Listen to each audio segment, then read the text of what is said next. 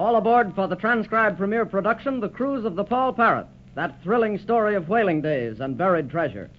The trim ship Paul Parrot has landed finally at the secret island of Galto, where Ezra Grange, the ship's owner, along with Captain Dalton and our young friends Johnny Robbins and Sue Grange, expect to find the valuable mineral deposit indicated on the map originally drawn by Johnny's father and the late Ezekiel Kipp. While the party is ashore endeavoring to locate the mineral deposit, the two troublemakers, Altesti and Red Mulhooley, who have been imprisoned in the hold of the ship, manage to escape and overpower First Mate George Wainwright, who remained aboard to guard them. Then, in a raging argument which develops between the two plotters, Altesti is thrown overboard in a sea of man-eating sharks, and Red is left alone.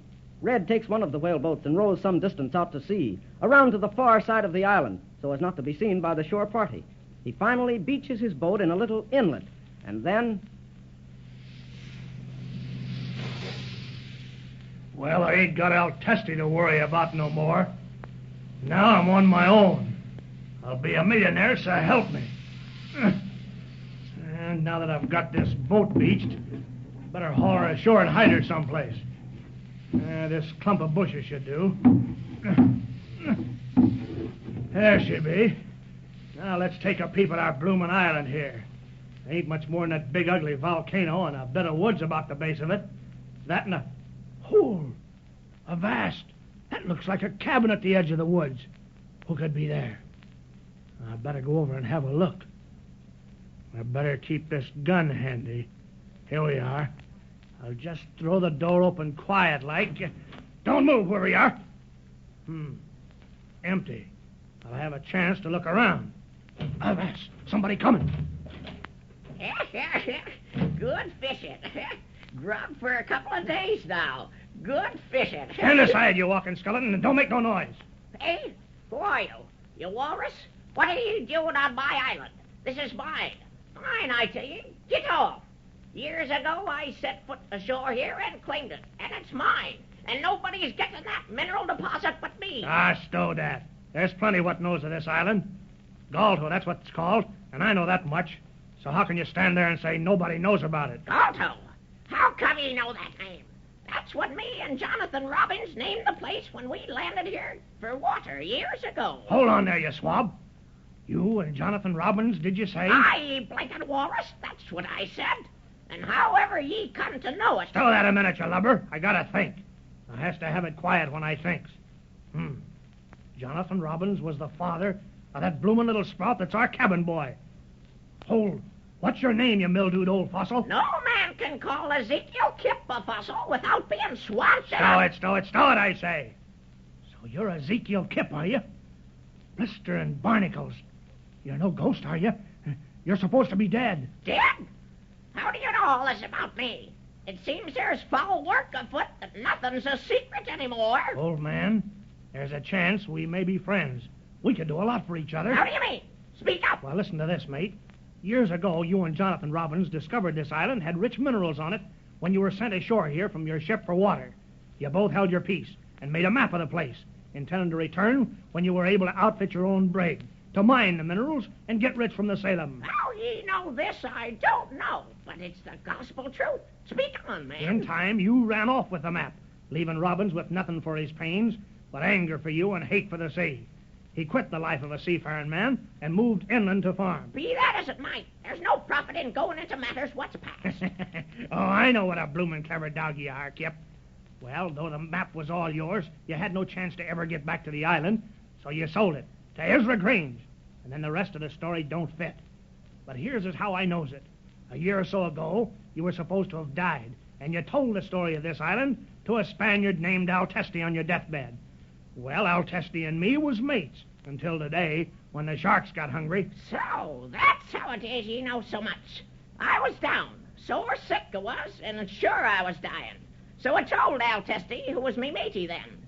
But I didn't die after all, see? I'm hale and hearty as a pine spar. And last year I managed to ship back to this island, where I jumped ship with one of the dories in the middle of the night. And I've been working my claim since. But now I see foul weather ahead. Hold on, Kip. You've nothing to worry from me. I'm willing to work with you. But what you have got to worry about is on the other side of this bloody island. How do you mean? That bloomin' landlubber Ezra Grange has a full-rigged ship in the harbor there, and his whole blasted crew is out hunting for your treasures. Shiver me timbers. This is the one thing I've been fearing ever since I sold him that map. I didn't need the map myself. I know the place like a book. But I might have known that a shark like him with a head for business wouldn't take long to follow up that map. You see? That's why we've got to hold together. Maybe you're right, mate. It's just us against the whole bloomin' crew. But with my brains and your beef, it should be smooth sailing to run their plans aground. Avast, then. Let's shake on it. Red Mulhooley's the name. Agreed, Red. Shake. But look here. We'd best get to the leeward side of the island under full sail and see what we can see. Yeah, no telling what they're doing right now. Now, here's what I think. Now, let's see. We've assigned all the men to their tasks, haven't we, Captain? Aye, Mr. Grange. Buscara and his party are to explore the north side of the island, and Jowett and his party the south side. Nicholson and a few hands are scaling the volcano to investigate just how dangerous she is. But, Captain Dalton, how is it possible to tell just how dangerous a volcano can be? Yes, especially before it really erupts. I've been trying to figure that out myself. Well, to be truthful, there's nothing we can tell definitely, but we can make a good guess at it. I'd go further than that, Captain Dalton. As I understand it, Nicholson's an old hand at exploring, and he's come in close contact with just such a thing as this before.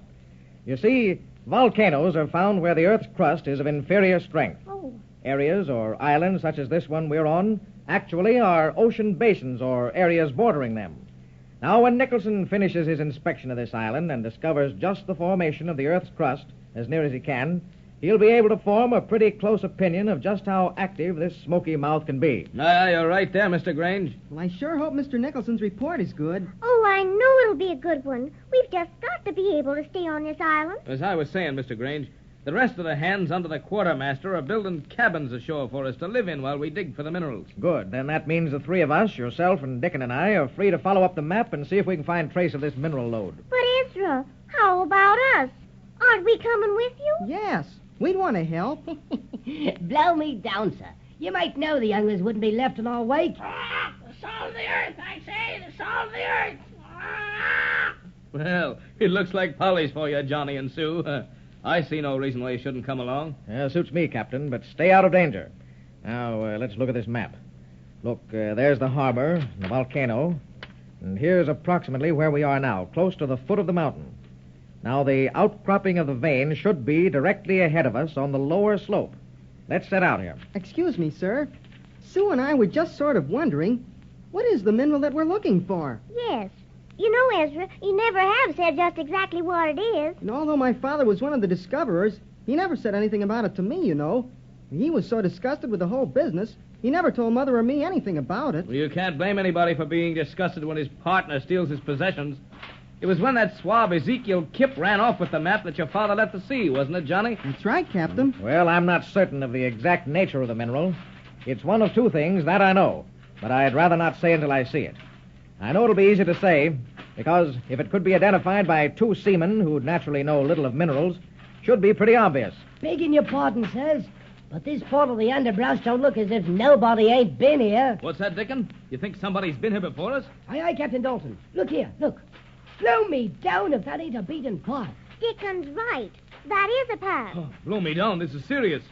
If anybody else knows about this, we've trouble on our hands. Ah, breakers ahead, dirty weather ahead. Avast! Avast! Pally don't like the looks of things either. He feels it. There's danger in the air. There goes old Smoky Mouth again. Gee, that rumbling is sort of scary. Now, wait a minute. I think, yes, we should be almost at the beginning of the deposit. The map shows it to be in a place just above a slight rise. And there's the rise, Mr. Grange. Right ahead. That's sort of a little hill. Yes, a sort of a little hill. You're right. You both have keen eyes. Here, let's scale it. The skullduggery afoot. Blow me down. Quiet the bird, Dickon. His croaking isn't very cheerful at a time like this. Ah, dead men. Still that, you bloomin' pelican. It's bad enough without you, John. Avast! Look, sirs. What is it now? Footprints. Footprints in wet earth. And not very old, you may lay to that. We'll have to proceed cautiously. Sue, you and Johnny stay behind us. There's no telling who may be here. Yes, sir. Oh, Ezra, do be careful. Come ahead. We're at the foot of the rise now. I can't see who'd know about this but us. Altesti and Red are in irons aboard the Paul Parrot. There could be no one else. Do you suppose one of the men from our crew who were exploring the island might have gotten here ahead of us and left those footprints? No, I don't think so, Mr. Grange. They didn't go this way at all. Well, we're at the top of the rise, and the deposit should be right over... Look! Blow me down. Lash me to a yardarm. Why, the place is all dug up. Why, there's a regular mine there. Sue, look. There's piles of earth all around. Mr. Grange, this couldn't be done in a short time. Somebody's been working here for a long while. You can lay to that. Blow me down. This bear's licking over. I'm going to look around a bit. Easy there, Dickon. You can't tell what you may be running into. Aye, aye, Captain. But I don't think there's anyone here now. Look lively for reefs. Reefs ahead. Avast, Paul. If you wanted to stay on me shoulders, stow that screeching in my ear. I'd blow me down if I... Avast there! Dickon, what's happened to you? Good Lord, he's disappeared. Lash me to a yardarm. He's tumbled into a pitfall. Look, there's a regular trench dug all along, covered with branches. And when anybody stepped on it, he'd fall into the trench. Dickon, are you all right? Aye, aye, miss. Sail it on me. Ahoy up there. Don't worry about old Dickon. Just gonna closer to the mine. This bloomin' trench down here holds as far as I can see. Step lively, me hearties. We gotta get him out. Somebody built this blasted trench as a pitfall to trap anybody who tried to get to the mine. As soon as we get Dickon aloft from that hole, I'll track down the rat who's done this thing. Look, those bushes up the hill behind the mine are moving, and there's no wind. I think there's somebody up there. Ahoy there, whoever you are. Show your colors or I'll shoot. Scuttle the ship! Scuttle the ship! This does look like trouble. Captain Dalton and his friends may be able to get Dickon out of the pitfall, but even then they don't realize whom they're up against. They don't know that Red Mulhooley escaped from the Paul Parrot, nor do they know that Ezekiel Kipp, one of the discoverers of the mineral deposit, is not only alive, but on the island working his claim. How will this affect Grange's claim to half the treasure? And what can this valuable mineral be? To clear up the increasing mystery which surrounds our friends, we'll have to wait for the next adventure in the cruise of the Paul Parrot. Your Paul Parrot announcer is Dave Ward.